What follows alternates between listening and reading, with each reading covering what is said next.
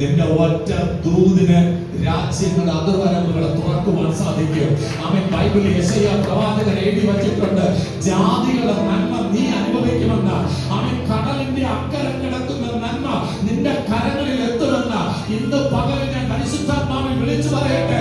നന്മയും കരുണയും നിന്റെ ജീവിതത്തിന്റെ എല്ലാ നാളും നിന്നെ അനുഗമിക്കണമെങ്കിൽ വെറും പ്രാർത്ഥന പോരാ, വെറും ഉപവാസം പോരാ, വെറും ആരാധന പോരാ, വ്യവസ്ഥകളിൽ കൂടെ നീ യാത്ര ചെയ്യും.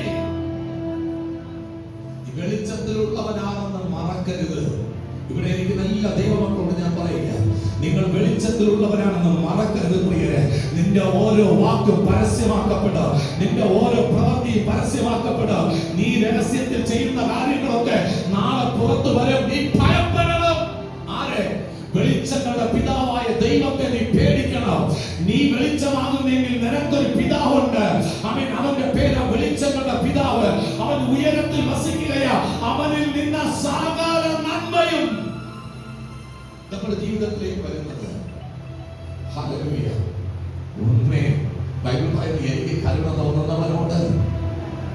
സാരഭാത്തിൽ ഒരുപാട് വിധവന്മാരുണ്ടായിരുന്നു, പക്ഷെ എല്ലാ വിധവന്മാരോടും അവൻ കരുണ കാണിച്ചില്ല. ഒരുപാട് പേർ ബഥാനിയിൽ മരിച്ചു, പക്ഷെ എല്ലാവരോടും അവൻ കരുണ കാണിച്ചില്ല. ഒരുപാട് മുടന്തന്മാരുണ്ടായിരുന്നു, എല്ലാവരോടും അവൻ കരുണ കാണിച്ചില്ല.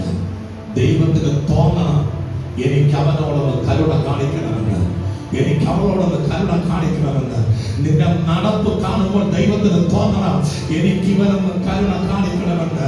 നിന്റെ പ്രവൃത്തികൾ കാണുമ്പോൾ അവർക്ക് തോന്നണം, ആമേൻ ഹല്ലേലൂയ, ഒന്ന് കരുണ കാണിക്കണമെന്ന്.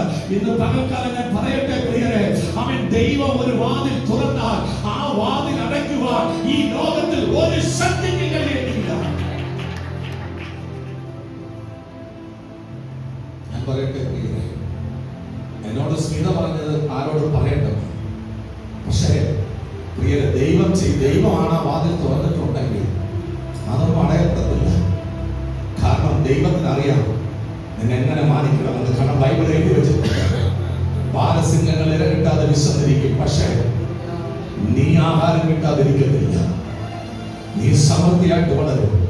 2022 ദുബായിൽ ഞാൻ പോകുമ്പോൾ അന്ന് പ്രവാചകനായ ജിപ്സം പാസ്റ്റർ നോക്കി പറഞ്ഞു, നിന്നെ ഞാനൊരു ബിസിനസ്സുമായിട്ട് കണക്ട് ചെയ്യും.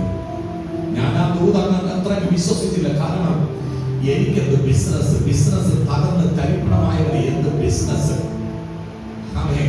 പക്ഷെ അദ്ദേഹം പറഞ്ഞു, നീ അത് തള്ളിക്കളയരുത്. അത് ദൈവത്താൽ വരുന്ന ഒരു ബിസിനസ്സാണ്. നീ തള്ളി